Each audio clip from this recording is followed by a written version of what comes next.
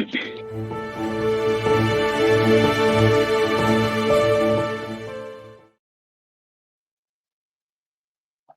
guys.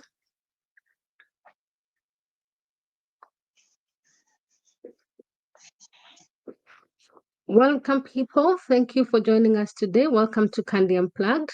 I am your host, Nyakiringa Wa Nganga, and today we are diving into a heartfelt conversation on raising children as a single parent in the diaspora.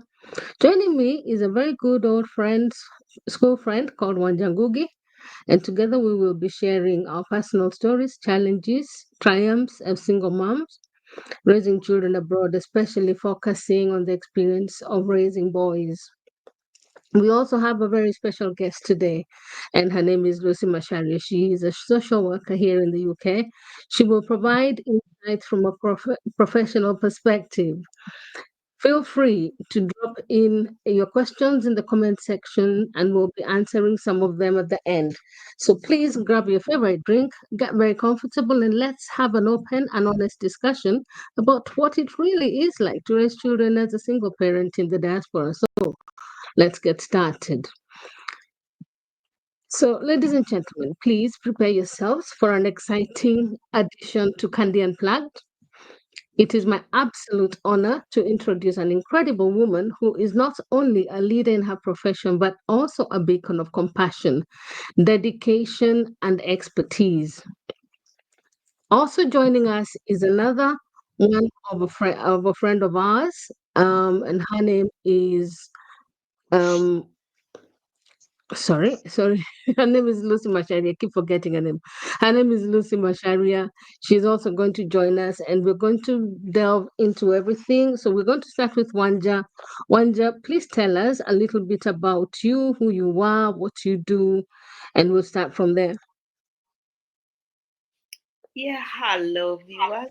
My name is Wanja Ngugi, and by profession, I'm a registered nurse, and I work in a very big teaching hospital in London. Uh, I'm in my 50s, and I've raised now I, a young adult, I would call it, or should I say Yes, an adult. yes, He's a young adult. He's almost 30 years old. He's moved away from home. And as a single parent, it was a challenge. It was a challenge, especially a boy. And Yeah. that's what we are here to talk about because we know there's quite a lot of people out there who are young and raising children on their own. And Mm-hmm. we want to share what we went through. We want to Yes, share what we experienced because we didn't have anyone to learn from. But I'm that's sure true. by the end of today, we will be able to share one thing or the other. Thank you. Good. You're welcome. Thank you very much, Wanja.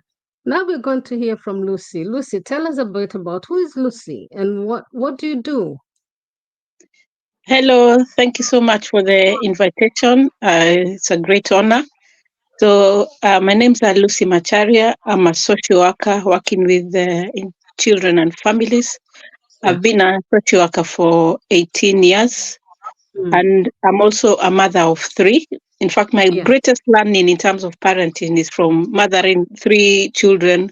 My oldest one is nearly 30, will be 30 in a month's time. My second born is 24, and my last one is 13. So there's big gaps between them. Yes, I'm currently single, but I've also been married for many years. So I've experienced both worlds. Yeah. Thank you. Okay. And I'll introduce myself. Who am I? I'm Joyce, or also known as Nyakiringa Wa Nganga. I also have a son who is, and this does make me feel a little bit old, who is 35. I'm also a grandmother of 2 granddaughters, and I work in the UK, do a few other things. One of them is I sort of like have little side hustles, but I also work for the council as business support administrator.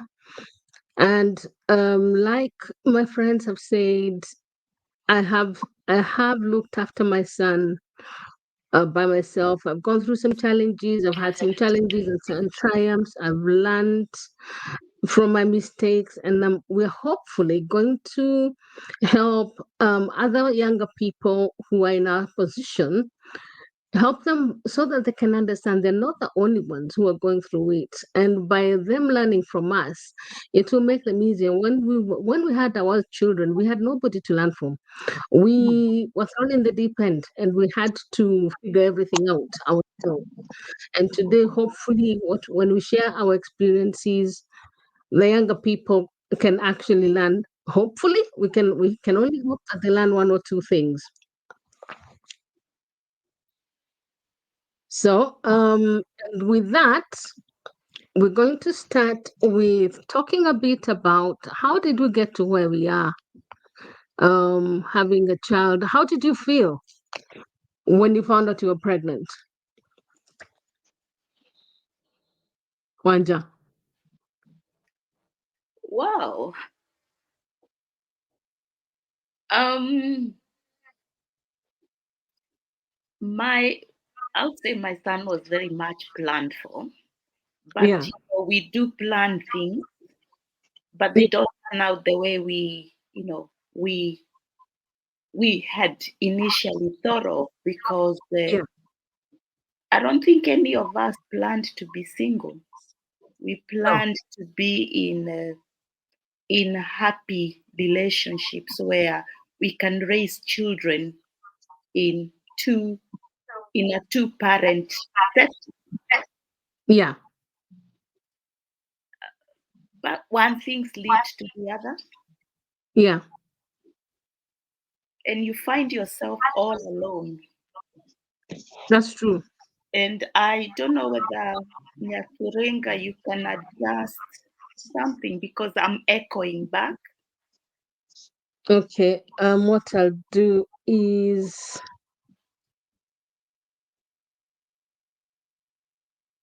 okay, I'm going to get my phone off from there. Is that any better? Yeah. Hopefully, yeah. Yeah, so we don't plan, we just find ourselves in those situations. And Yeah, I think when I found myself single, I was 4 months pregnant.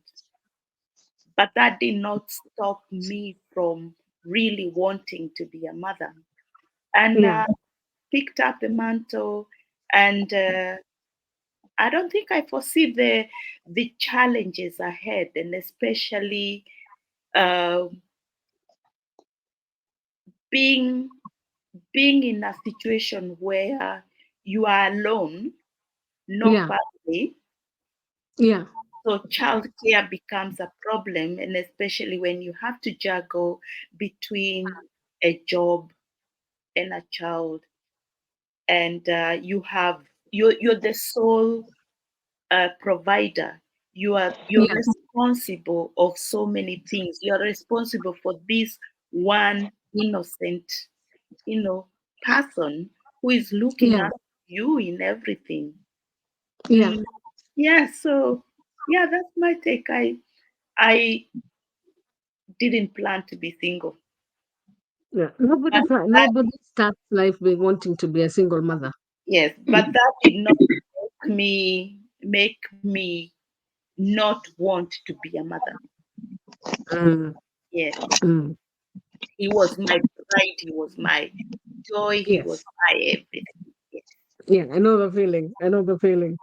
No, Mhm. I agree with you because same case here. I never set out to be a single mother. It's situations happen and you don't have any options. And I found that I learned how to be responsible very quickly. I learned how to be this different person that I never thought I'd be at that young and tender age. I was 21 when I actually got my son. And yes, initially I was angry with myself. And I knew one thing was for certain. I wanted this child like I'd never wanted anything else before. This was the one thing I wanted more than anything else. But I was also scared of walking this journey by myself. Um, because I have cousins who didn't have children, so I was like the first person in the family who. So I had nothing to go with. So I was in the deep end. My youngest sister was what? She was very small. So no, everybody in the family had forgotten how to look after babies. And I kid you not, mine was brought up with the 844 home science book. We used to wait for my sister to come home from school so that we figure out what we need to do next. When do we win this baby? But it was a challenge, but it's a challenge I do again and again and again because it's the best thing that ever happened to my life. And to be fair, even my whole family as a whole. So it was this challenge, and for those out there, just take each day as it comes. It's not the end of the world. It's hard, but it's not the end of the world. And you will always know what the right thing to do is. Hopefully, some of our experiences can help you out a little bit. Right. So now you've got your baby. Your baby is here. How did you deal with the waking up in the night and looking after this baby? Wanja. I think for me it was quite easy. It was quite a straightforward thing. Mm. Before I became a mother, I worked as a nanny. Yeah. And I had looked after a few children, one of them from 6 weeks old. Yeah. So I knew what I was expecting. Mm. And they say that there's no manual. There's No. no No. there are no instructions that come with the child. So every No. child is different. And Yeah. I thank God because my baby was quiet. He didn't cry. He only cried when he wanted to sleep. And I just dived in. I Mm. dived in and I enjoyed it. Yeah. Yeah. Yeah. Yeah. I agree with you. It wasn't easy, sleepless nights. Well, mine did wake up. A whole seven times a night. And I had people throwing all sorts of advice at me. He's not eating enough.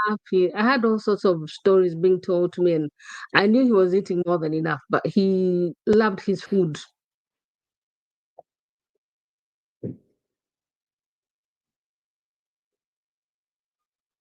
Sorry, I do apologize. I do apologize. Um, and yeah, so it was difficult, but he was times a night, but I'd still go back. I'd still go back and do it again if I found myself in that situation. And going back to my memories at the time, I was also lucky because I had two sisters and a mom and dad because I went back to living with my mom and dad. And they helped a lot during the day. They didn't help with the waking up seven times. I wasn't expecting them to. But that's all. I found that helped me a lot. And it was a learning curve. Yeah, it was a learning curve, a big learning curve. Because I needed to know how there's all the weaning that goes with it and the nappies. And those days it was the nappies, the fabric ones. And it's about this knowing that when the baby sleeps, you sleep, but then you're asking yourself, so when the baby sleeps and I sleep, when do I get to make the food for when the baby wakes up? And it's trying to find a balance for all of that. And it's difficult, but it's possible. We did it. We did it. So now your child. So what advice would you give us, Lucy? What advice would you give young moms who find themselves single? Yeah, it's not easy. Uh, there's an echo. There's an echo. Yeah. Let me just put mine is my mic is very powerful. It might be the one causing the echo. Okay.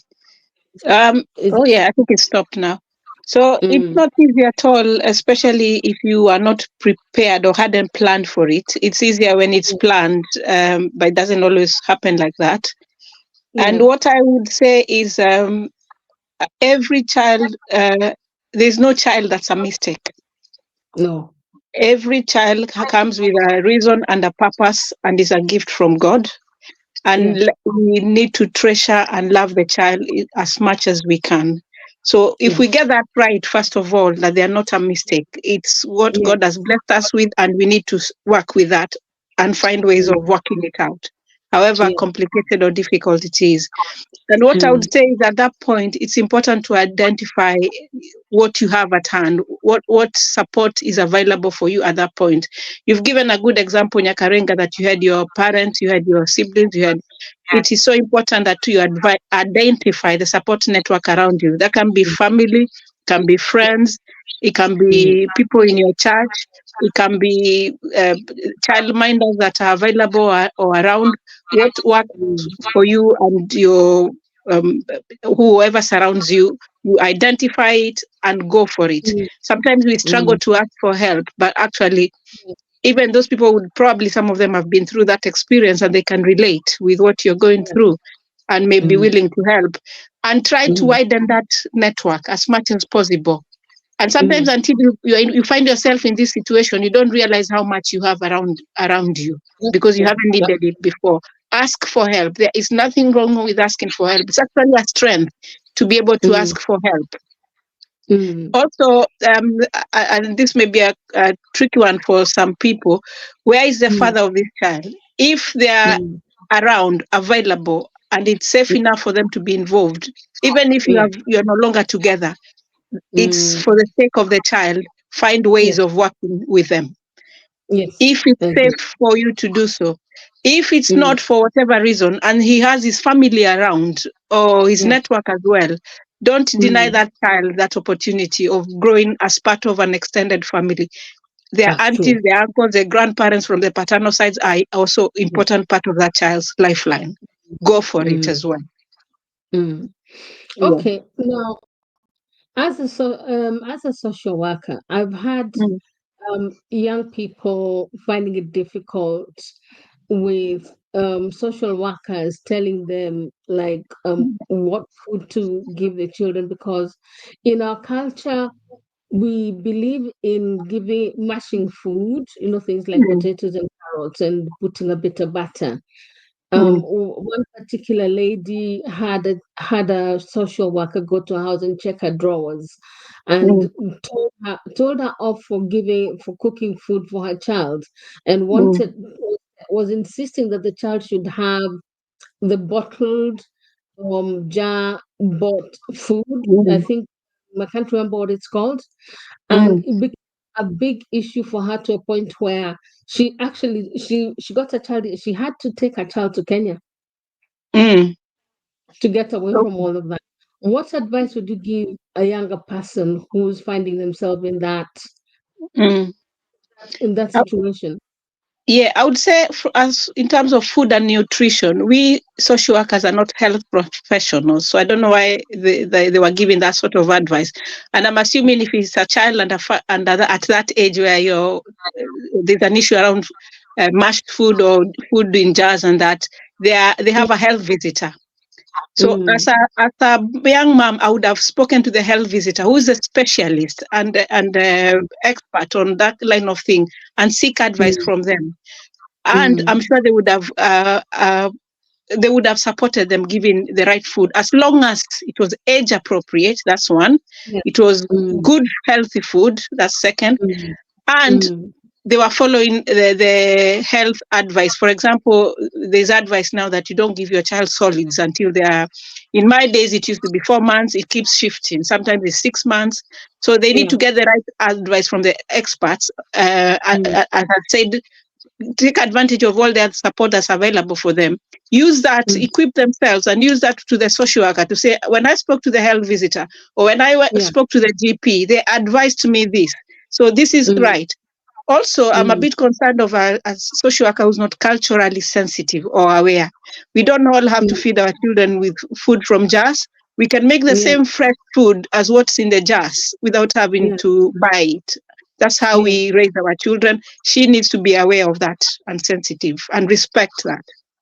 Yeah, she did that because when she realized that was a problem, Mm. when she knew that the social worker was coming, she'd make it and hide it in the wardrobe. Oh no. Because she used to say, there's no way she's feeding her child anything from a jar. Mm. So I just thought if that was happening to her, it could be happening to others as well, and that's why I asked that question. Mm. Yes, yes. And also there's other system. If she's not happy with the actual social worker, social worker would have had a manager or someone else within the team where they're coming from who she could have Mm, asked. But she had the right to mm, ask for someone else to seek mm, other advice. Okay. Yeah, Yes. this was a while ago. Okay. But it's good for others who would be listening in to know that Mm. if this happens, there are the things that they can do, like you say, talk to the Mm. health worker or go speak to a higher person. So that's Mm. good to hear. That's very Yes. good to hear. So Mm-hmm. let's go to schools, Wanja. What was it like taking your son to school, childcare? I mean, getting in at 9 and having to leave work at 3. How did you cope with that? Hey, wow. that okay, I had a good support system initially. Mm, I had yeah, my two brothers who are nearby. yeah, So initially we had set up a program where they would drop him to school at 9 o'clock. yeah, Remember, we started off with two. I think. Okay, I started off with a private nursery where yeah, my son would go to school from about 8 in the morning yeah, till 6. mm, That was fine, yeah, no problem. But then it mm, was too expensive, so I had to pull him out, and we started on 2 hours. And I'm sure every one of us has started that 2 hours where you take your child to school yeah, and you get home, you have a cup of tea, and it's time mm, to get them back. mm, And that was the most challenging because I had to quit my job for a while because I couldn't yeah, cope. And at that time, the support system wasn't that reliable. mhm, So for a while, it was just doing, like manual jobs here and there, cleaning here and there before I could figure out what to do. yeah, And oh, I really thank God for when we started going to school from 9 Mm. to 3. yeah, Go out and, work for a few hours yeah, and then childminders. We had to get this childminder who would pick him up at 3 o'clock and stay yeah, with him until 5:30, 6 o'clock. And yeah. with time, I think we worked something out. But it took Okay. a long time for me to to work full time. Because Mm-hmm. even when he was starting at 9, dropping Yeah, him at 9 o'clock, Mm. yeah, I wouldn't be able to get to work at 9 o'clock. yeah, So I had to work some very odd hours, but in the end, it worked out. yeah, yeah. And I think it's a challenge that many parents, many single parents have, especially when they don't have people around them. Yeah. But there's always support. Like Lucy said, there's always support. It may not Yeah. be from the people you're thinking, it could be from Mm, us. Mm. It could be maybe you have a child maybe that's just next to you that yeah. will only need to you only need to involve for just 2 or 3 hours. Yeah. Mm. Yeah. Well, mine was a bit different because I did have a support network because um when I was working, I'd drop him mine in school. And then I had a cousin who used to go pick him up from school. I actually had two cousins who used to go pick him up from school when I couldn't. So that made things a lot easier. Though like you said at the beginning, when they were going for 2 hours, I couldn't work because I couldn't get a job where I was only working for 2 hours. So during that phase I wasn't working. But when we went to main school, that became a little bit easier because then I had my two cousins who would look after him. Um, and then during summer holidays, now that was something. Summer holidays was more like was like you know that when you go to a circus and you have the clowns that's throwing things up and around. That's what it was like. I remember I'd get home from work, instead of cooking, I'm calling people to find out who's not going to work the following day. So because that's a person who's going to look after him while I go to work. And sometimes I'd need to take three buses, two to take him to where he's going, and a third one to take me to work. And I found that was very challenging, but I did it. I did it for many years. So the next thing is social life. How did you cope with social life with a child? Mm.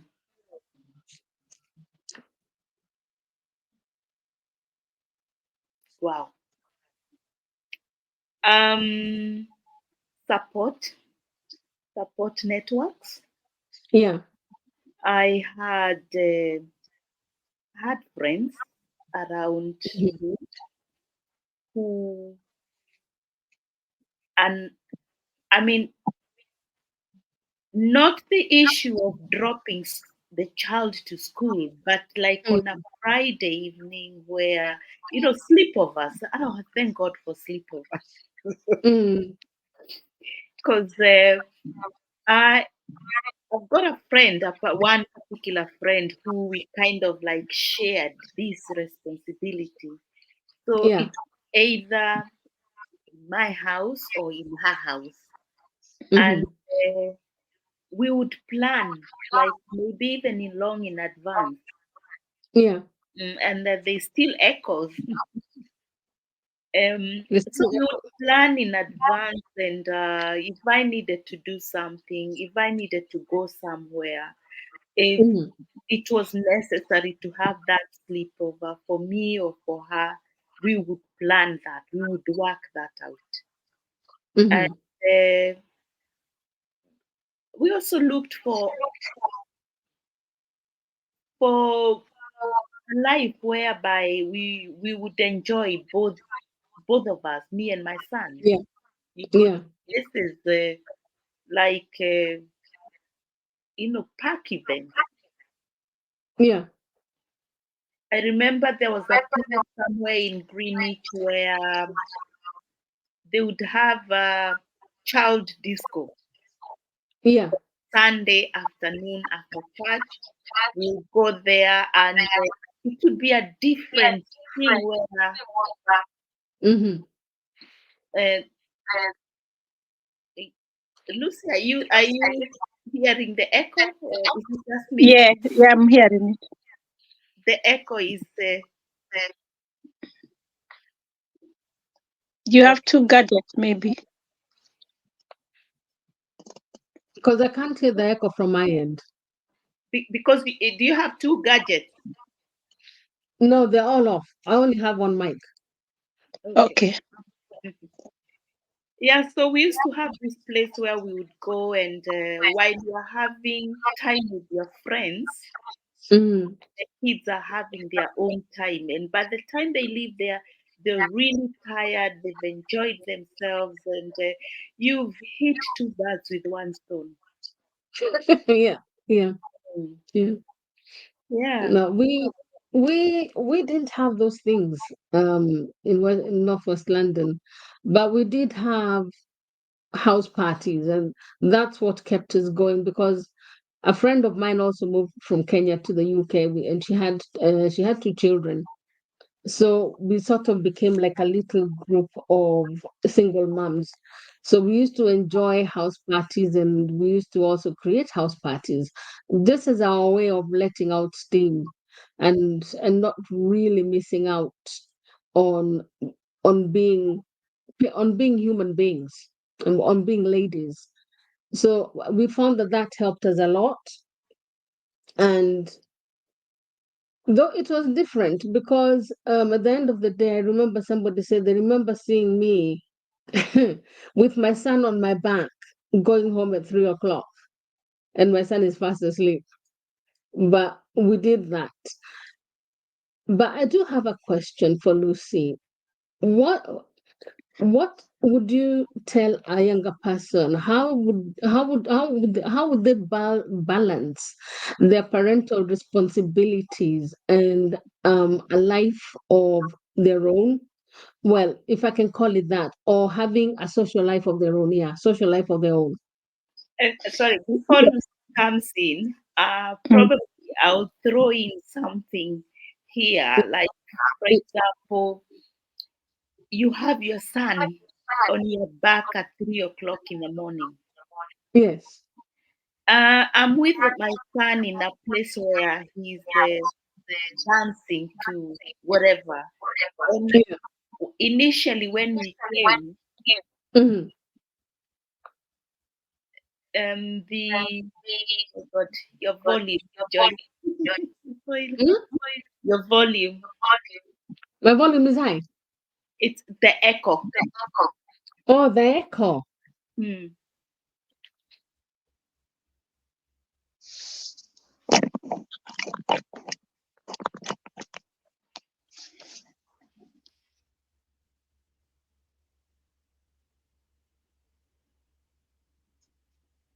I'm just trying to turn it off completely. I didn't understand that. You didn't understand that.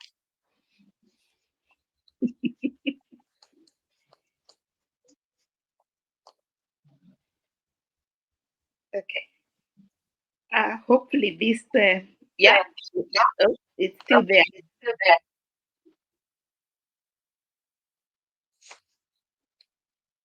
Off now. Any better? Um, not quite. No, everything is off now. Okay. It looks like you have two gadgets on.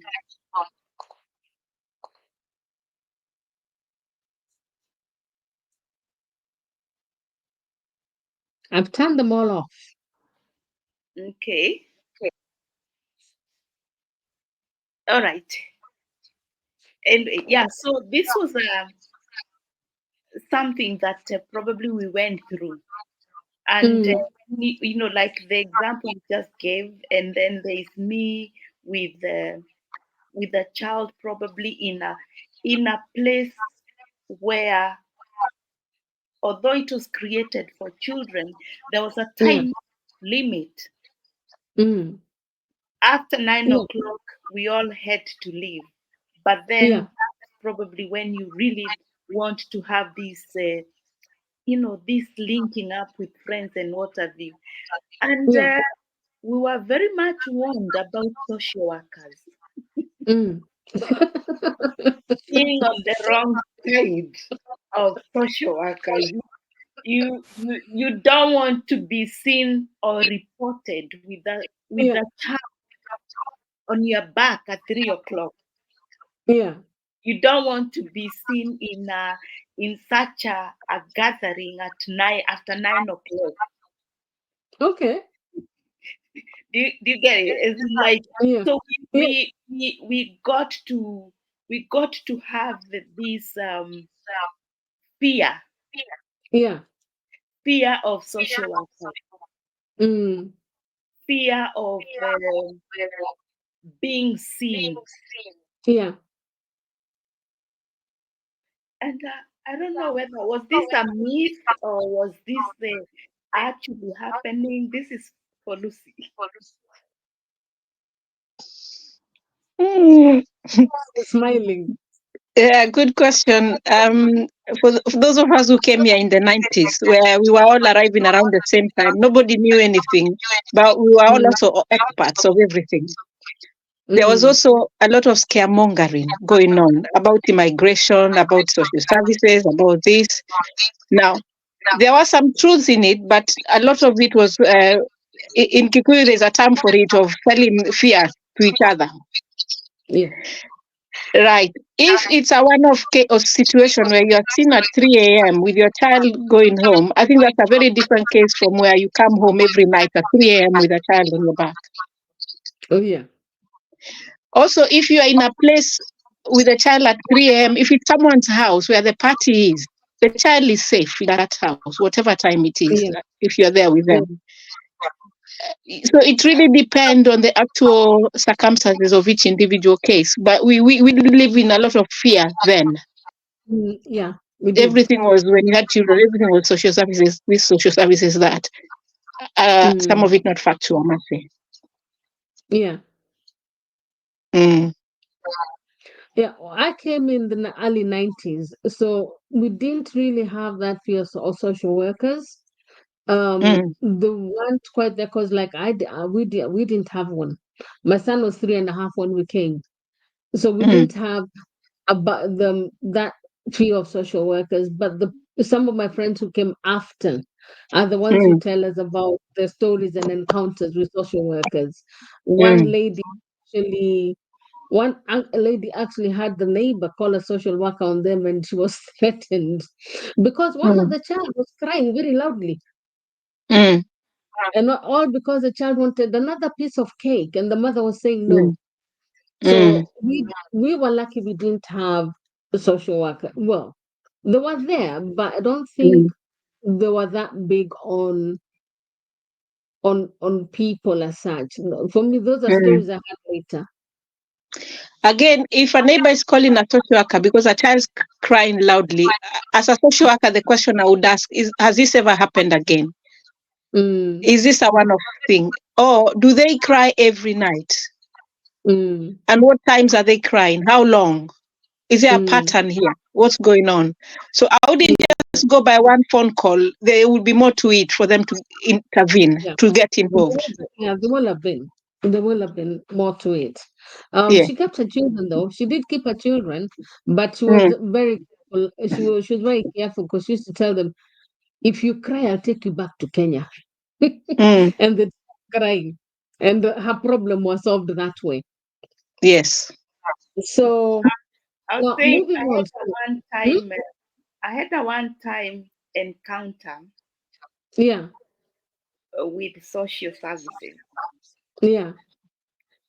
And my son was 2 years old, 2.5, learning to, even the talking was not fully there. Yeah. And he was that's when he was in a private nursery. And they were playing with they were doing a cooker. They were in the kitchen, rather, with plastic cups and whatever. And there was a wooden spoon. And the teacher comes and asks this, that, what's this? That's a cup. What's it for? It's for drinking. What's this? It's a spoon. It's for eating. And it comes to the wooden spoon. What's this for? It's a wooden spoon. It's for cooking. And my son says, no, that's moist.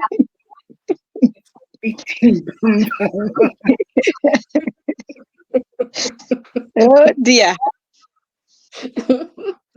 Okay. All I can tell you, is that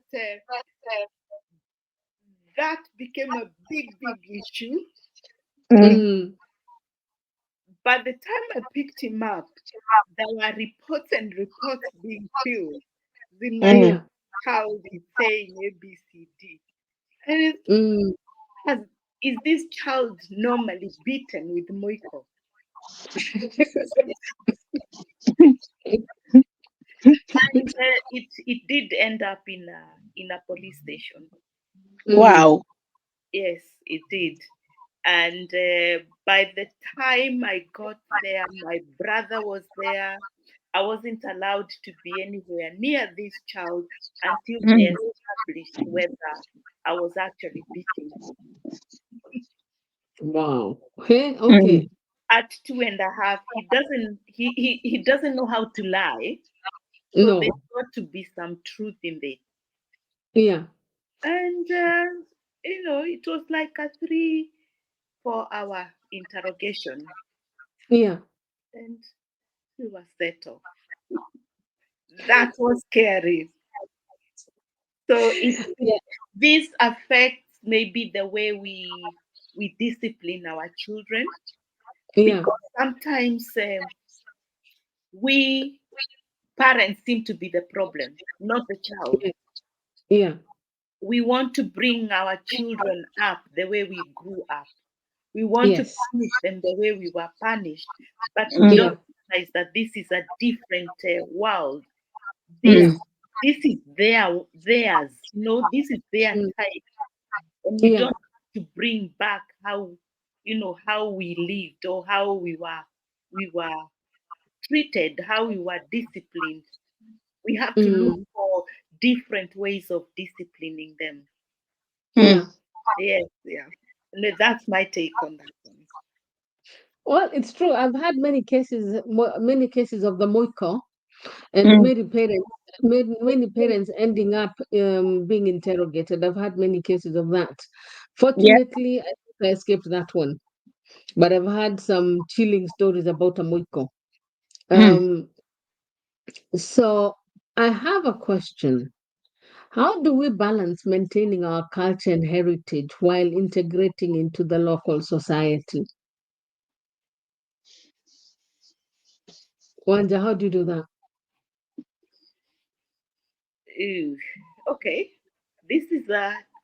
that's a big one, because one, we ourselves, at the time we came in the early 90s, late 80s,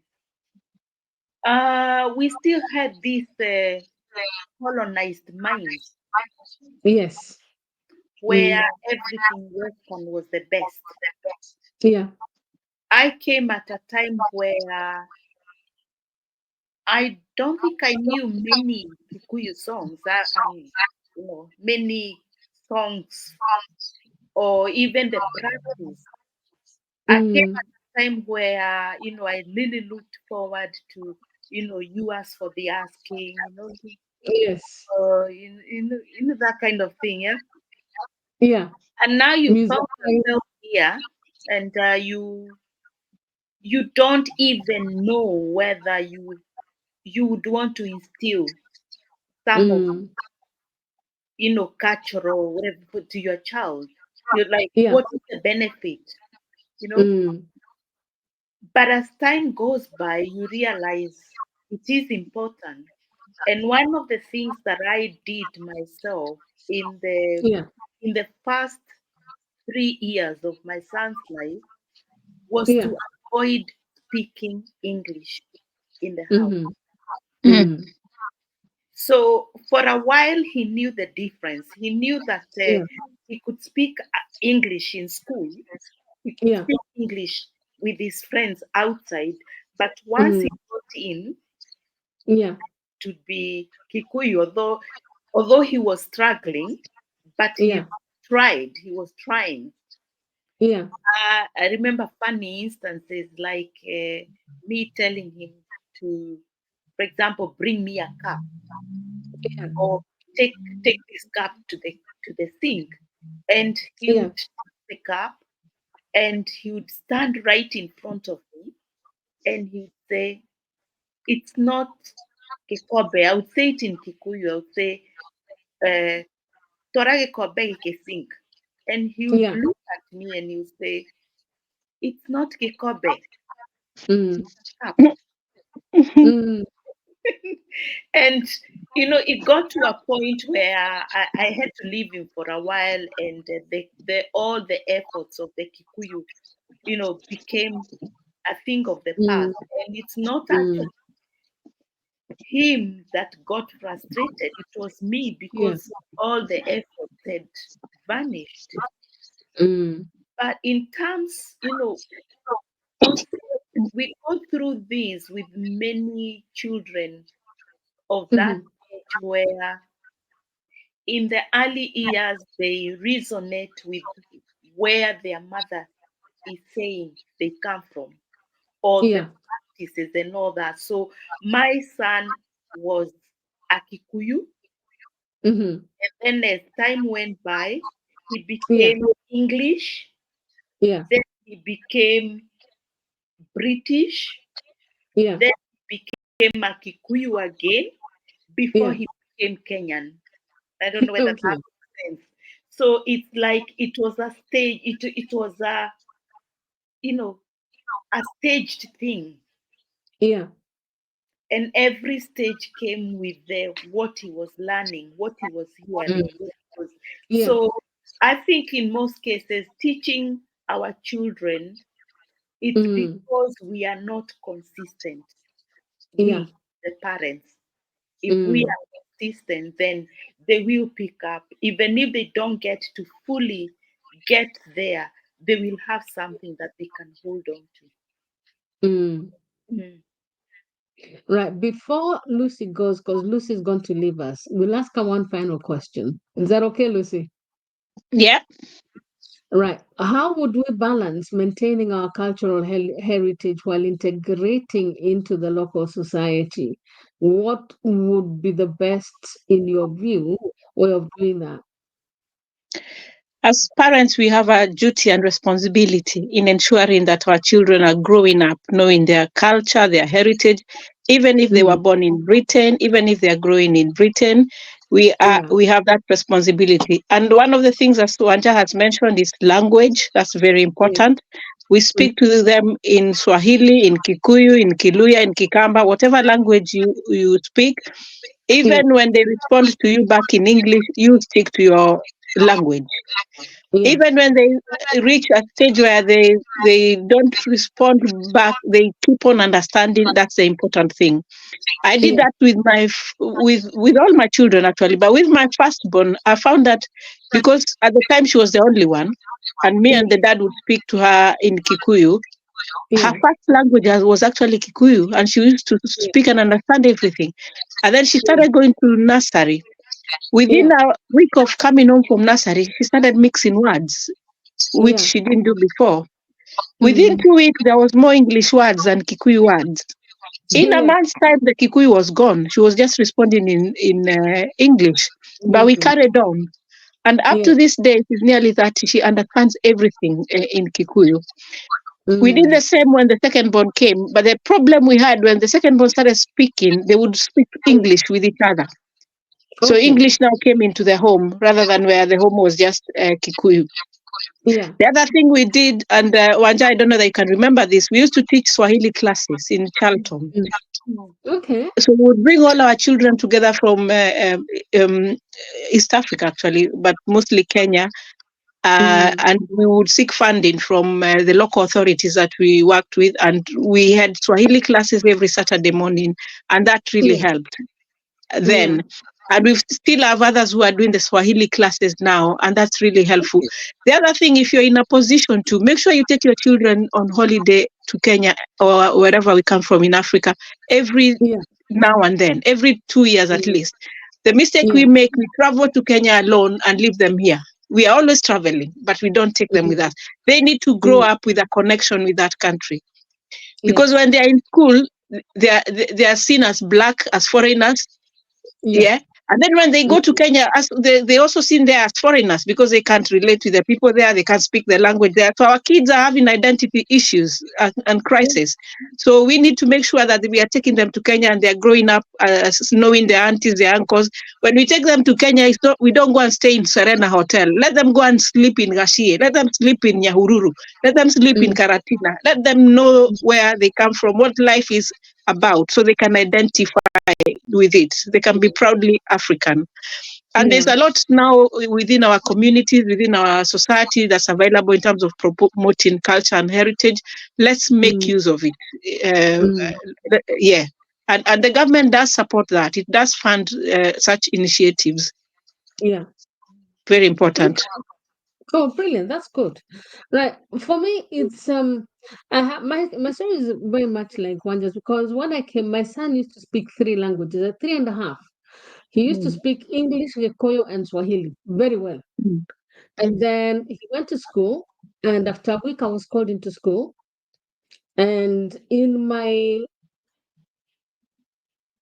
colonial mentality, I listened to every word they said because they said to me, I need to talk English at home so that my son could learn English. I never stopped for 1 minute, and I kick myself till today to think, hang on a minute, my son speaks English. What other English do they want him to learn? So Mm. me and my sister and my cousins, we started speaking English at home. So my son picked English, and he only at the moment he understands a lot of what we say because now he wants to learn.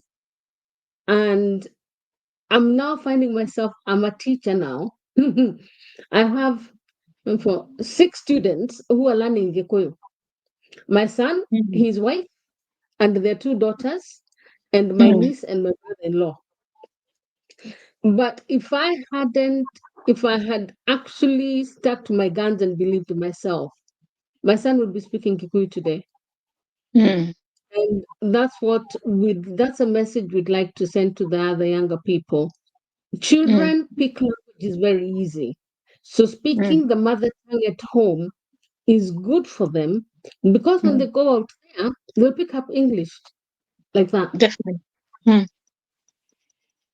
Mm-hmm. As for our cultural heritage, that's a bit of a challenge because Mm. at the time I didn't know very much about. Despite my grandmother sitting me down and telling me very much about our cultural heritage, I never really took her seriously. So I never taught my son that until I now picked it up later. So I've learned and I'm learning, and then I'm having to teach him what I learned. So we Mm. need to continue with teaching our children our culture, our heritage, our mother tongue, because at the end of the day, that is who we are. And that is what makes us who we are. And we're very proud of Kenyans because I'm sure I've seen so many Kenyans wearing this in Yeah. Eid all Mm. over the place. So if we're this proud, we can teach our children about our culture and our heritage, and more importantly, our mother tongue.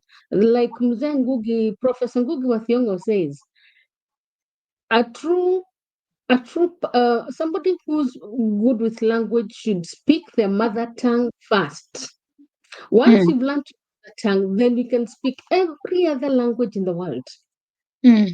Mother tongue should be first, and that's the one Mm. thing I try and tell people as much as I can. So I can see time is ready and Lucy's won her coat. Getting Mm. Thank you, Lucy.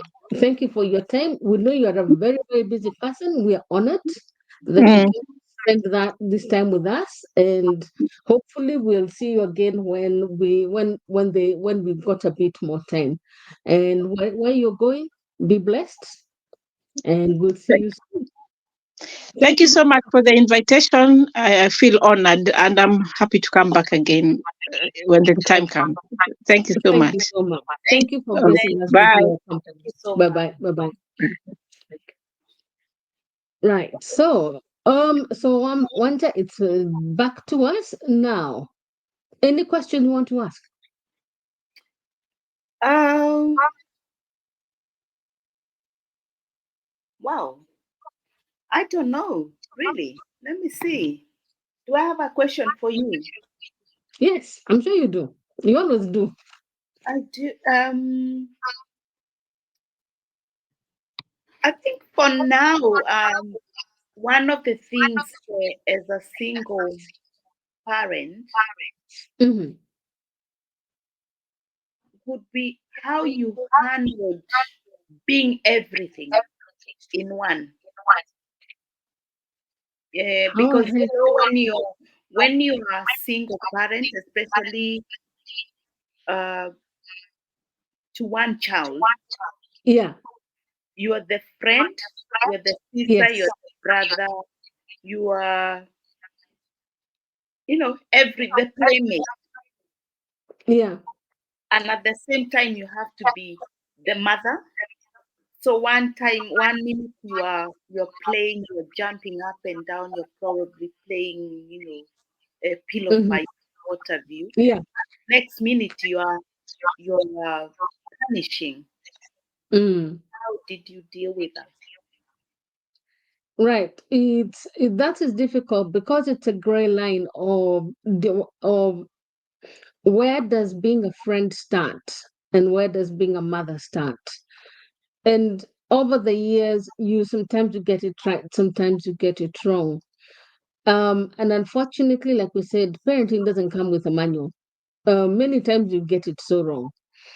But for me, it was a case. I always made sure that um, I was a friend to my son, so that if he ever and I always told him if he ever had a problem, he can talk to me without any form of punishment coming to him, even if he's the one who did wrong. I taught him how to always speak the truth. Um, and that worked because when he got into trouble, he came and he told me he was into trouble. But then now there's the playing bit. So it's a case of playing, and it's a very thin line. You want to play with the child because it's the only one. But at the same time, you're a parent. It's trying to get those boundaries defined, in as difficult as that may seem. So, and it's difficult switching from one to the other, especially if 1 minute you're playing and the next minute you're going to have to tell him to go stand on the naughty step. And sometimes I found that quite wasn't working. I remember one time I sent him on to his naughty step, and guess what? He had decided that's his favorite place. It was no longer a naughty step. So he'd sit there, he'd be singing away to his heart's content, and he's supposed to be punished. So um, it's a difficult line. And I don't think there's a right and wrong for it because it's difficult. It- for me, I got to a point where I was taking it as it comes. It's the only way out. But also I was lucky because I had cousins who also used to play with him, and my friends' two children used to play with him as well. So that also helped me a lot. So yes, I was playing with him. Things like football in the park. I discovered I was a very good footballer because I used to score a lot of goals. Um, I found there's not really a defined way, and again also because children are different. When I look at my two nieces, my three nieces, they're all very, very different. What works for one doesn't work for the other one. So it's a case of dealing with each particular scenario as it happens, and especially where I'm being the mother, I'm being the good cop, the bad cop, and the friend all at the same time. I can promise you it's not difficult. It's not easy. Because when you have two people, one is good cop, the other is bad cop. When you're alone, you're both good cop and bad cop. And the child sometimes has difficulty understanding, okay, where are we with this one? Are you the good person or are you the bad person? Where are we with this? And you find children test the waters. And that is when you need to know that at that point you're the parent, and you parent and you sit them down and you tell them, okay, no, you don't do this like that, and you don't do that. This is what you do, or this is what you say. You give them alternatives of if they said something they shouldn't have said that, the way they did. Because I also believe in teaching children how to speak their minds, especially because you don't know when you leave them in school, you don't know what's going to go with schools. I think you know what I mean. Um, so there's no hard way of dealing with it. It's a case of crossing. I crossed each bridge as I got to it. And I still do that with my granddaughters. I cross each bridge as I get to it because they're both again very different. Although they do know how to run brings around me. And my son actually does say, "How come you're so nice? You're so easy on the grandbabies, and you are not easy on me?" Because he'll see me giving them sweets and biscuits, whereas him, it was like, you've already had 2 biscuits, you're not having another one. So I'm not so sure. Does that make any sense? I find that. It does. It does. I've picked up a few things from there, like when you say your sons think you're easy on them Yeah. because there's a common enemy. Yes. And a common friend. Now, the enemy is him. Yeah. So it's like he's an enemy.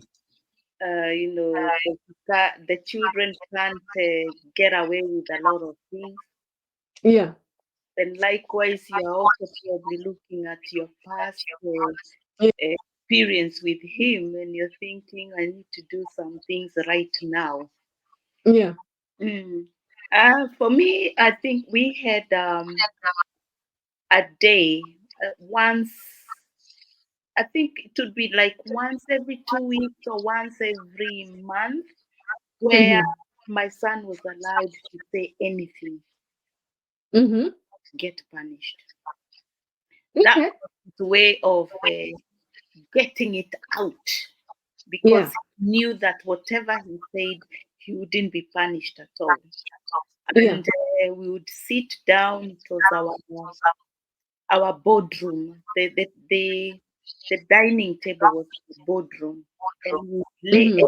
everything down, where he would tell me the things that he's not happy about, especially Yeah. about me. Mm-hmm. And that gave me, an insight of maybe the way I was parenting. Yeah. I remember one time I suspected that he was being bullied in school, and Yeah. we sat down and I told him, he was about 7, 8, and I told him, you can tell me anything. Mm-hmm. I think that's what made me establish the boardroom. And Okay. he said, what's the point? I thought, Mm. okay, that's a weird way of responding. Mm-hmm. I mean, what's the Mm-hmm. point? And he Yeah. said, he went off tangent and he said, I told you when I was 4, I don't like onions. I told you when Mm-hmm. I was 5, I don't like onions. Yeah. I told you when I was 6, and he counted all the years and he said, but you still cook with onions. So why would I trust you now? Oh You're not my God, that's a big one. anything. You're not gonna do, like you've Mm. cooked with onions all through. You're just going to listen and that made me wake up. Mm. I didn't cook with onions for 10 years. Mm. He had to bring the onions back, but it gave him that room to know that I was ready to change. I was ready to hear him, Yeah. and together we could work things out. Yeah. Yeah, so for me, it was that being a friend, listening friend, and like Yeah. you said, that at a point your son found the notice step a good place to be. Yeah. My son was the room. Go to your room, and he would Mm. go there and do his own things. Yeah. But over time, Mm. they probably started trying. I tried to find ways of getting him out. Yeah. And one of the ways would be to call him after maybe 10, 15 minutes Yeah. and look for a way to make him see. And one of them was to apologize. So for a while, he would just say he was sorry. But then I Yeah. started thinking, okay, why are you sorry? Yes. You'd lay things out like, I'm sorry Mm. for CD. Yeah. Okay. Okay. That reminds me of also something, because he started enjoying his naughty corner. So I developed a different way. He liked TV, and we had a bedroom in our, a TV in our bedroom. So what he'd do is he'd turn the telly on, because the naughty corner was in the bedroom, so he turned the telly on. So I'd go and I'd tell it on. I'd go and unplug it and leave it. And then I'm sat in the living room and I'm hearing noise. And when I go, he's turned it back on again. Mhm. So I had to be very clever. So I started removing the fuse. Fortunately, the fuse was the one that you didn't have to open the whole plug. You just use a knife and remove the fuse. And so I did that. By the time he was 9, he worked out what to do. He had worked out that the iron has a similar fuse. So he'd take the fuse out from the iron and put it on the telly one. And I Clever. discovered that one wasn't working. That had completely stopped working. And I had to go back to the drawing board and find something else. But fortunately, we never got him games consoles, because we didn't like what we were seeing with other children, so we couldn't take that away. So that was not a way we could go down. So we decided we were going. Grounding him meant he couldn't go out and play with his friends, because that was a big thing for him. His friends used to come and knock on the door at 10 on the dot on a Saturday. Can Chris come and play out with us? So I found that worked for a while. Okay. Any other question before I ask mine? Oh, yes, I've got one. Mm-hmm. Dating. Yes. I think we're going to be here for a while on this one. No, we have to make it short. Yeah, I've got some water, so I'm good. Okay. So, at what point in your Mhm. singleton life, Sorry? ra- in your singleton, in Yeah, your single mother life, raising a child, yeah. did you think maybe you needed to go out there and maybe date again? Yes, I did. I did, and I tried. But that was like walking on a road full of thorns, because being a single parent, number one, is a problem dating. Being the single parent of a boy is an even bigger problem. So for me, it was. I've written a story about this. It's actually on YouTube, but I've disguised it because it was quite the journey. Because at the time, how it happened was I met this person. I felt a little bit happy because, oh, somebody had taken interest in me, but I was still quite naive. I didn't see all the red flags, and I fell for this whole thing, the whole line and sinker. Kumbe, the man was only interested in me because of where I lived, not for any other reason. I lived walking distance of where he worked. And here I was thinking, oh, I found somebody. And I didn't ask him to move in. He moved in himself. Yeah, just because when we came to this country, we didn't have a lot of things. So I didn't have a lot of clothes. So I had some empty drawers in my bedroom. And one day I decide I'm going to spread my stuff out a bit. And I open a drawer and I'm seeing stuff here and I'm thinking, how did they get in here? So this person had actually moved himself into my house without my knowledge. Anyway, nonetheless, so he stayed anyway. And it's later I was to find out that the whole reason of my being was to satisfy his needs while he got somebody better. He had never had any intentions of anything else. And that's the day I kicked him out. And I mean, kicked him out in the cold. Wow. And Your since then, your let me me. put it this way, I haven't dated very much, for the sheer fact that I don't trust, I've lost my trust. After that incident, I don't know if I can trust anybody. I have tried since, and okay, that went a little bit different.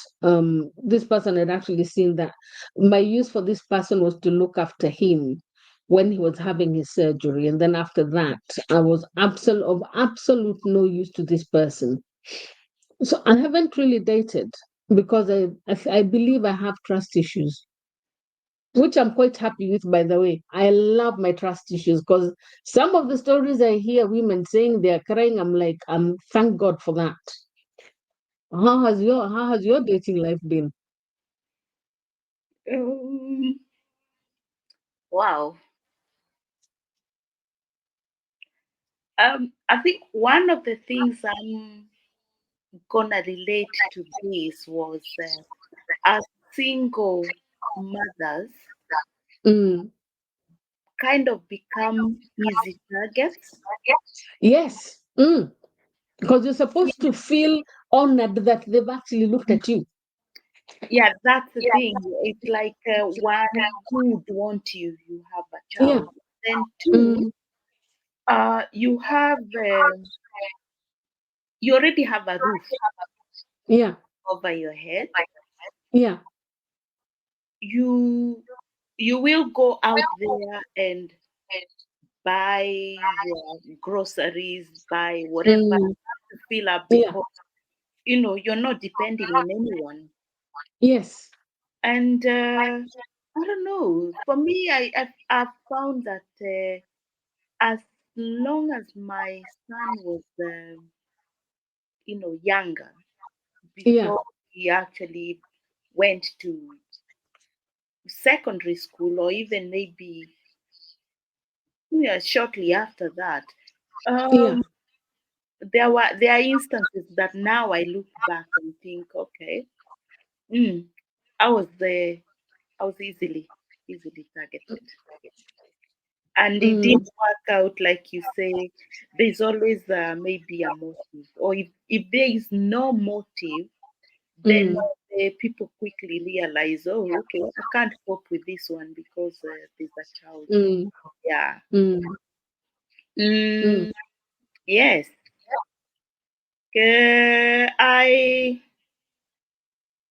I don't know what to say about about how I got in there, but I would say for me, my son was an integral part of my life.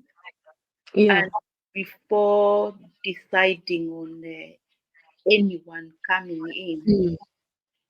I had to look at how the two will get together. Yeah. As Yeah. a result, in many occasions, it Mm. didn't happen. If it didn't happen, it did. If it did happen, it didn't last.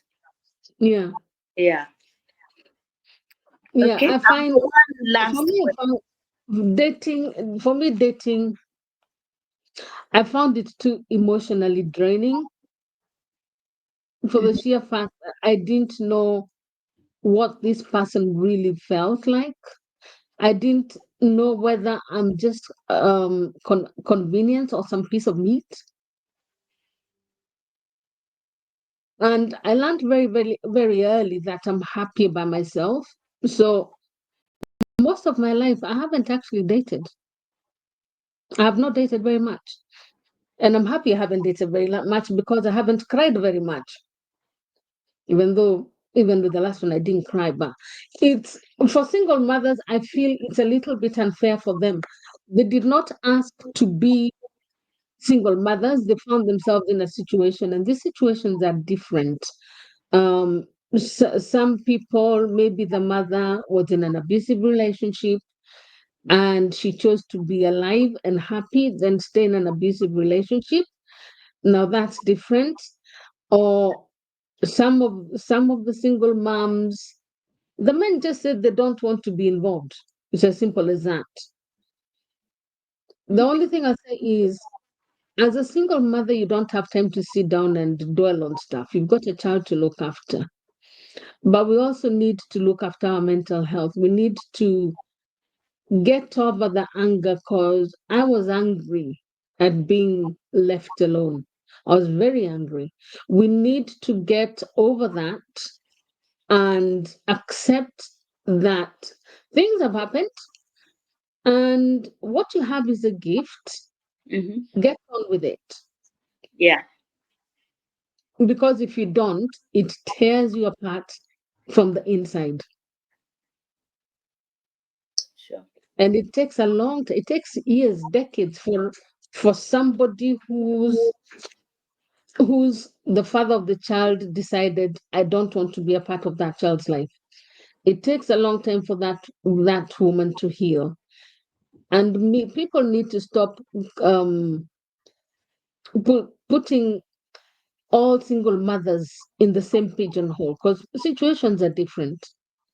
No, not one, like you said earlier on, not one woman starts life wanting to be a single mother. It's just what happens. Life happens. So, single mothers out there, heal, look after your children, the rest will come. And remember the red flags. Read the red flags, they're important.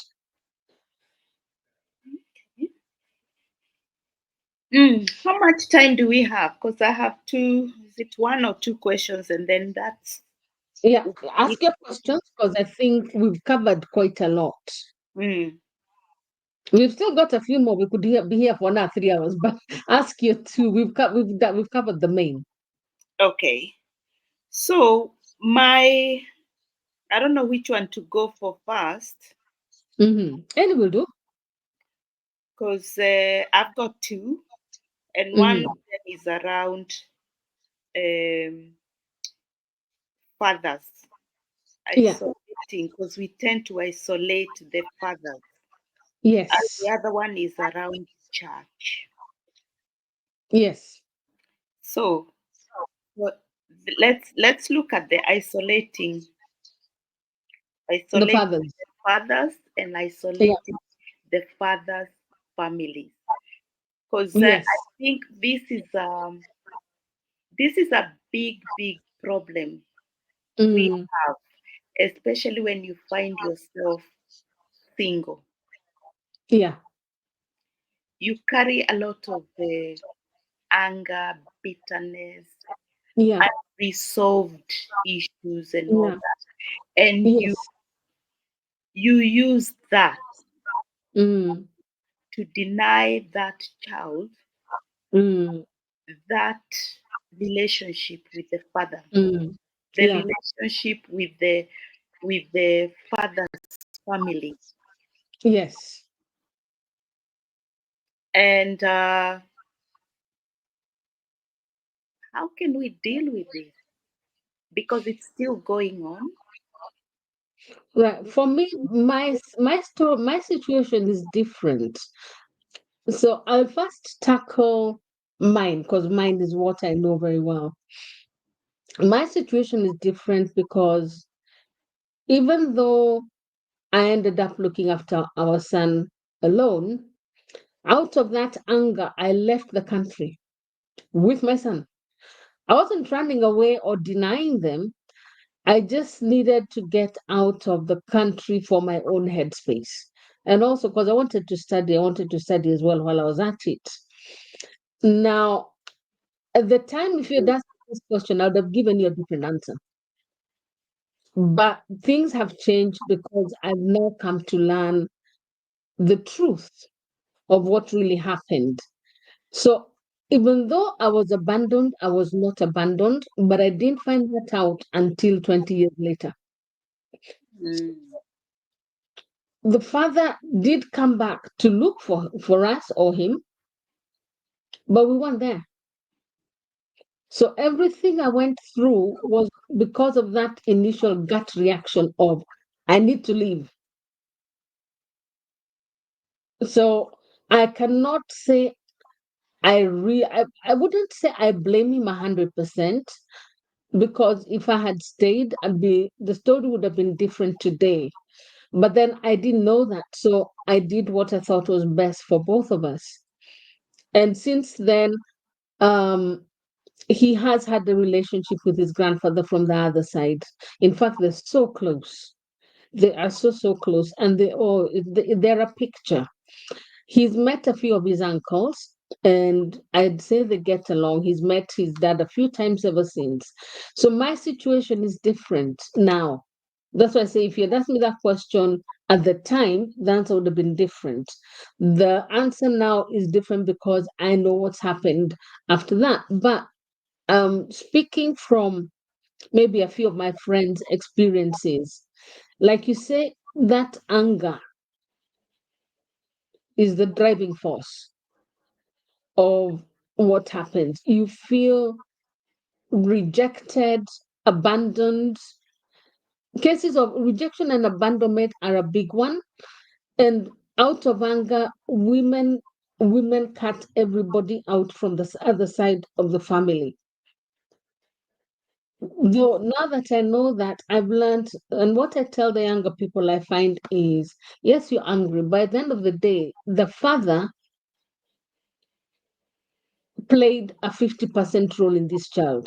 So 50% of the child's DNA is the father's. He has every right to his child as long as he's making an effort, because he played a part in bringing this child to order. Whether the father is a deadbeat or not a deadbeat, he has every right to spend time with his offspring. And think about the grandparents. They know they have a grandchild or grandchildren. It's good for them to know who their grandchildren are and have that relationship, because we need both paternal grandparents and maternal grandparents in equal measure. So it's only fair to make it fair for the child, not for the adults. The adults can look after themselves. For the children to have a balance of grandchildren, because again, even though let's assume you're both Kikuyus and the culture is the same, the Kikuyus, they also have different ways of doing things. So it's good for them to be a part of both sides. And what I've learned to do is ask myself, if this was me, I've got grandchildren, how would I like my grandchildren to treat me? How would I like to interact with my grandchildren? And that's why I say always let the grandparents in. And the father, if he wants to, because some fathers don't want to. If the father wants to, whether he's playing a role, whether he's buying them a sweet or he's not buying them even that sweet, he's the father. Let the child decide whether the father is a good person or a bad person. It's not your decision to make. Let the child decide that. Hmm. Yeah. Um, I think for me, my take on this is the way we grew up, Yeah, where we came from, and where we find ourselves. yeah, Because we tend to bring what we knew. yeah, We grew up in an environment once there was a separation. mm, It was bad, and we come into into this country, or we come into mm, the diaspora where you can easily co-parent. yeah, But yes, because we have carried it from where we came from, where we knew that you become enemies until matters are resolved at a very yeah, late stage, and that could be too late. mm, And mine was really, I don't know, I think it was more self inflicted, mm, because yeah, I was really angry, I was bitter, and as a result, I don't want to see him, and I don't want to see mm, him. yeah, Carried on for almost 5 years. mm, And it wasn't until after the 5 years that I started now healing, yeah, healing. And mm, yeah, we took it out from there. The mm, co-parenting never took place, but mm. the door is open. The door is open. The door. That's important. Having the door open. Mm. Having the door open. And for me, I also believe in encouraging both parties. Well, it's not for the child to do the work, but at least having him accept that he has a dad, and if the dad is there and wants to see him, it's okay. It's okay. But also, I found out, and I found this out much later. My son was 20 when he actually came clean and told me that kids used to laugh at him in school for not having a dad. And he was so angry. He was so angry. And it's at that point I learned that it's actually called rejection. Kids go through that rejection phase where other kids ask him, "Oh, where's your dad? Where's your dad? Or why don't you have a dad?" Apparently, that affects kids very, very much. My son was 20 when he told us, and he was so upset and so angry. But he needed to let that out. Because as soon as he let it out, he calmed down. And at that point, even when he met his father the first time since seeing him when he was about 2 years old, no, 3.5, yeah, he did get it out, and he needed to get it out because we need to remember that kids go through rejection and they take it harder than even adults. So he needed to get it out. And once it was out, he was open. He became very open to having a relationship with his dad. And we need to let these things happen, because I tried to manage, because I knew it would happen. I tried to manage it. As a mother, that's what you do. You learn how to manage. You can know when something's going to go wrong, and you know exactly what's going to happen. So you try and counter it before it happens. I had tried to counter it before it happens for maybe 1 year, maybe 2 years, but eventually it came out. And since then, he's a different human being. He's got a relationship with his dad and his grandfather. So I say always, I agree with you. Leave the door open. Yeah. Because at the end of the day, it's for the sake of the child, not for us. If it's for us, you know what to say. But if it's for the child, leave the door open. Okay. So my last question is around church. Mm-hmm. We grew up in a society where we were taken to church. Yes. Yeah, we did. We were part of I'm the church. young in the choir.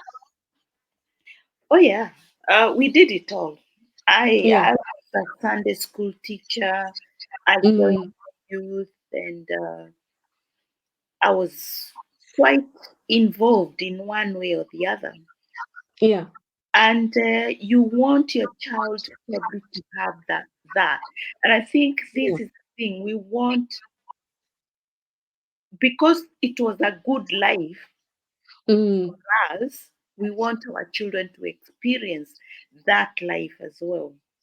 yeah. But on the other hand, we have to be careful, because Mm, we may be pushing it too much. yeah. We may be wanting them to lead our life as opposed to them finding their path. Yeah. And I don't know. For me, I took my son along Mm, to church, yeah. probably feeding church with a spoon Yeah. to his mouth, and Mm, he had to go to church. yeah. And it took me a while. Probably he was over 10 by the time I realized I'm doing this the wrong way. Yeah. Church is still there to some extent, but maybe Yeah. not the way I expected it. Yeah. How did you deal with yours? Same thing, because I grew up in church from from 3 months old. So I went through the whole Sunday school. I finished Sunday school, confirmation classes, youth choir. So I did the whole shebang. And my parents being who they are in church, so you can understand, it was expected.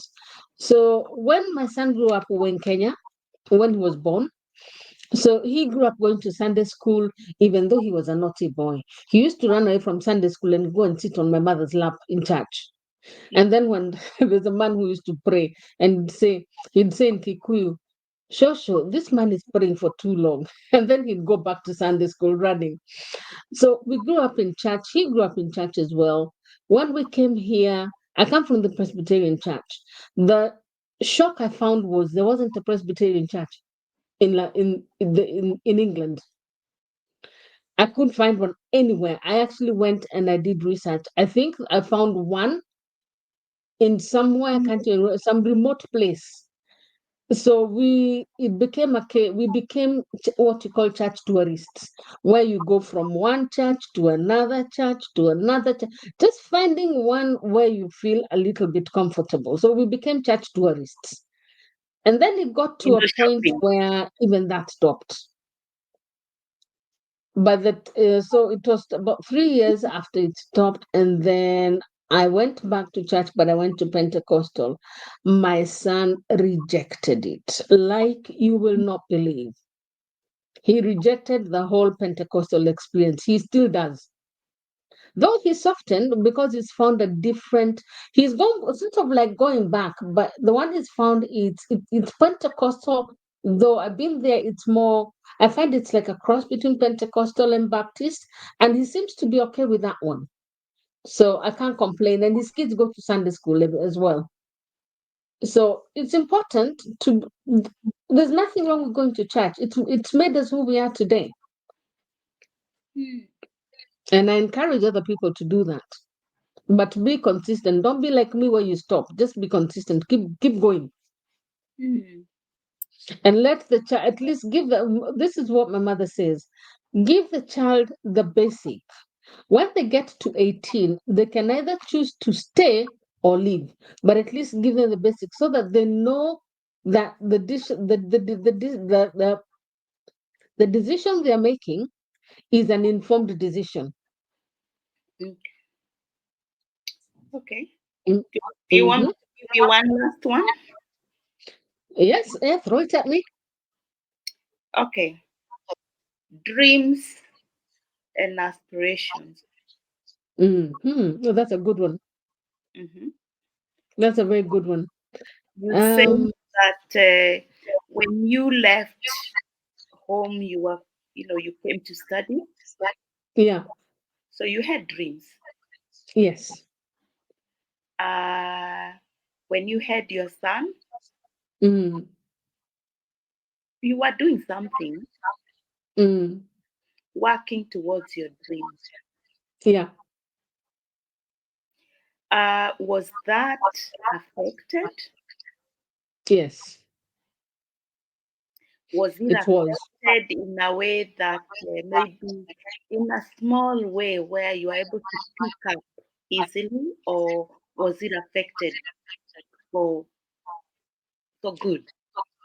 For me, what happened is my son came, like I said earlier, my son he could even do a basic like alphabet numbers at the age of 3.5 because of the school education in Kenya being that much more better. So when I started I was in college and I discovered that my son's education was suffering because of my schedule. I'm working, going to school at the same time. I wasn't having time with my son, so he was missing out on two parents. And that's when I decided something's got to give. So I dropped the education and I looked after my son. But God's been good because even though I didn't finish, God's given me the ability to come up with ideas. Because what I was doing was business administration. I've got the ability to come up with business ideas, and I have run a business, still running one on the sideline. So I still have my aspirations. That has not changed one iota. I've still got my dream, my aspirations of where I want to go. Though I did kind of going back a bit, I did go back to school. I love music, and I learned. I got a diploma from the Leeds College of Music. I was playing the saxophone and the piano, but I was playing the piano very badly. So the diploma is more on the saxophone bit, and I could do that because at the time my son was what? He was about 17 when I did that. So I was able to do that. But thinking on about going back to education, my brain is not quite wrapped around to that anymore. But my dreams of where I want to go, I'm still going, either which way. And the beauty is, my son supports me in every way. Because he's an IT developer, I don't have to worry about websites. He sorts all that out for me. So the aspirations are still there. I'm still going. I'm still going places. The education, okay, not so much. Not so much. I'd say I've actually got the degree because I've run a successful company and sold it for some good cash. So yes, I have had that. I have had that degree in the form of money. What about you? This is funny. I left to go to school. Yeah, Me not going to school had nothing to do with my son. yeah. I just decided to experience life. Mm, And my son came at a time when I had just re-evaluated my life. yeah.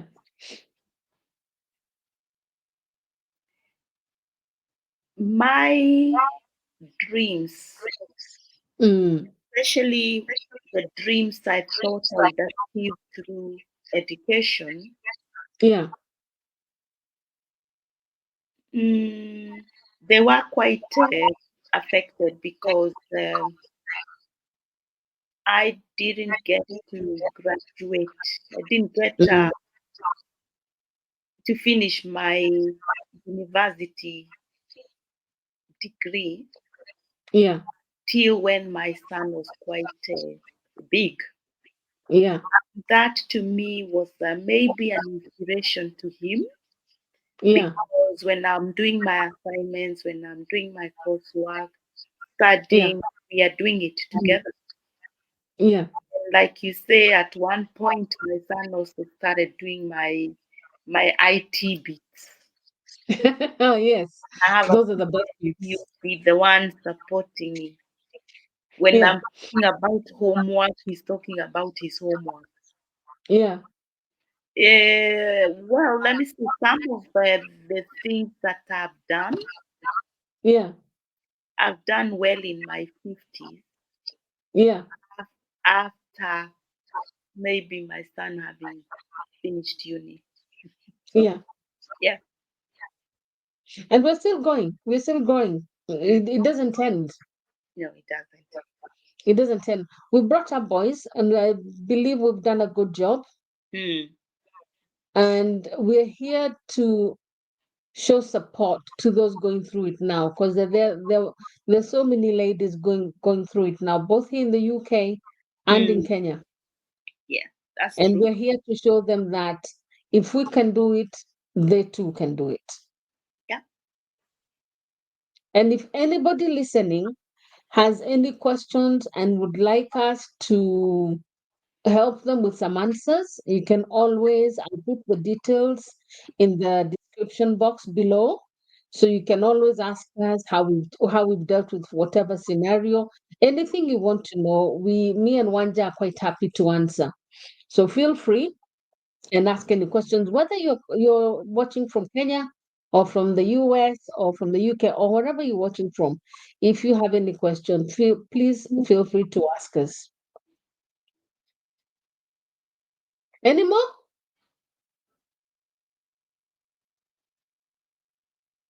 No more. Yes, I can see a question. I can see a burning question.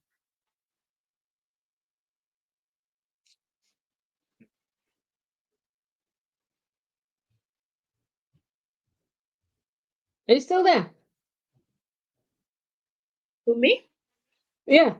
I'm here. Okay. I'm Have you waiting got for any the question. question? Mm. I'm waiting for the question. Oh, no, no, no. Right. How do we manage the emotional toll of single parents, especially when far from home? Wow. Oh, I think especially when your support system, Mm. we tend to have different support systems. You have a Yeah. support system around you, Yeah. but then there'll be issues that even the ones that are close by are not able to deal with. True.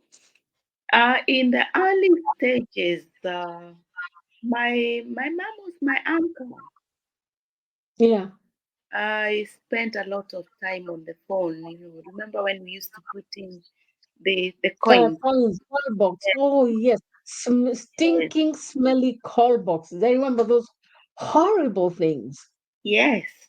Those days, where when there were call boxes in every corner. Yeah. Yeah. I know there was one every few steps. Yeah, I would go to the bank and get Yeah. a whole bag of Bag of oils. coins. I remember those days. Oh gosh, yeah, oh gosh, we've been there. The days, how did we do it? Even in the winter, having to go find a call box to call your mom. No, we always used to have one in particular. Even sometimes, even when you don't, there were times we'd go without money, and my mom would call that call box. Yeah, no, I remember. I don't how on because today I don't know how, if I was to do that today, I don't think I'll go to a call box. Those things were stinky. That's the only thing we knew. Mm, it was That all new and a big bag of coins because I remember it used to be somewhere in the round about £2 a minute. it was expensive. So it's like playing what do you call it in the Shetawate? It was like being in a casino. So you stood there with coins, just putting them in one after the other and having a conversation with your mother at the same time. Yeah, But we did it. we did it. We At did least it. now there's So, mobile phones. yes, and then as time went by, I was fortunate enough to have my mom's cousin, Yeah. same age with my mom, who came to live in the UK. Okay, that's good. So she became my mother. Yeah. She became the woman to go to. Yeah. She became the one to rebuke me, Yeah. the one to cry to. Mm. And I think along the way, I also got a few other, two, three women who, for this issue, yeah, this one can do it. For Yeah. this issue, yeah, Mm. yeah, that's. Mm. Mm. I still talk to my auntie even now. Yeah. She's still there. She knows me maybe longer than Yeah. most people in my, you know, family. Yeah. Mm. Yeah. You need Probably what we need. she knows me longer than my mom. Yeah. Mm. If she's been here for that long, yeah, she's gonna Yeah. know you more. Mm. Mm. No, for me, I've never been after I got through the initial emotional of being the situation I was in. Mm. I'm not one person who gets emotional as such, but I had my sister who's both my sisters have been a massive support to me and my son. And like you say, my mother and them call boxes. I had one, I lived on top of a shop. So I had two call boxes, one on either side. So for me, calling wasn't too much of a problem. For me, my sisters, to this very day, we support each other emotionally on many things. My mom's like my mom is my best friend. I can sometimes some things that we talk about with my mom, I sit down and think, hang on, was I talking to my mother or my sister? It's become because she was there to. Even with my healing, even though she was hurting as well, she helped me heal. She counseled me, Mm. and she made me see things from a different light. Mm. So I always say I had a counselor who never charged me a penny. All she all she had was pure love. Mm. And then there was my sisters, especially the one I was living in, because we were living with her. She was a lot of help. So sometimes she'd tell me, "Oh, Joyce, you take a seat. I'll make dinner today." And those days, I tell you, I kid you not, somebody saying they're making dinner. Wow, wow. So I was lucky emotionally. I had my two sisters, my mother, but then I also had two cousins who came here before me. So they also became my support network. And we lived near each other. So they too were there for me for the fun bits. In fact, my cousin used to drop my son in school every once in a while, pick him up, take him. My cousin used to go play football with him. They did. He became like sort of like a father figure, and to this day they're very close. So emotionally, we have been lucky. We've had people around us who care about us and were there for us at the time. And today we sit and laugh and we look at pictures and we're like, hang on, what? We did what? You look at pictures where you've had a house party and everybody just goes and drops themselves anywhere when everybody's gone. On the chair, on a mattress, anywhere. So we remember those days very fondly. Yeah, this is when you look back and you say, God, you are my Ebenezer. Look Yes, so far. yes, Yeah, yes, I've got two brothers, and yeah, they, for me, I think with that element of being relieved of some mm, things. yeah, So them taking on that man responsibility. yeah, Because to be honest, we can call it what we want, yeah, but we cannot be fathers to our sons. yeah. No, we can't. There'll always be someone somewhere Mm, who yeah, takes on that. And for yeah, me, um, it's been my two brothers. mm, They have taken that responsibility. So yeah. again, that is a part of my support system. Mm. Yeah. And it's very important. Mm. So, what I think we're going to do is we're going to find a time when we can cover the topic of raising boys within the culture and tackle things like becoming a man. So, we're going to talk about that at a later date, and hopefully, we'll find somebody who can dive in and talk about. I don't want to throw any names, but I'm going to find somebody who can a man who can come and talk to us about those things, because those things are very important to our boys, Mm. because in this country they're not there. So it would be nice to talk about how we've tackled that, especially that particular one. um at a later date, we're going to announce it and say when that's going to be and who's going to be helping us talk about that very intimate subject. And I call it intimate because it is very intimate. Um, so as for now, I don't have any more questions. And you? No, no more. No. Thank you. Thank Well, you we've for done very having well. Just short of 2 hours, so we've done quite well. We've me. done quite well. So, people, thank you so much for your time and thank you for listening in and staying tuned. So, please, before you go, do us a little favor if you can please subscribe, like, comment, and share. Would really appreciate. And if there's any topic whatsoever you'd like us to cover, or you'd like me to cover, because Wanja is here with us. She's got a few things she does. So she's going to be here with us sometimes, and sometimes she's going to be doing what she does. So if there's any topic you want covered, please drop it in the comment section and we'll cover it. And the day when we decide when we're covering it, we're going to let you know what day that is. So once again, thank you for your time. Enjoy the rest of your weekend and see you soon. Thank you. Thank you so much. Thank you for having me today. And I've quite enjoyed myself. Yeah, it's been a nice, laid, relaxed one. So see you everyone. Thank you. Bye. Bye bye. Bye.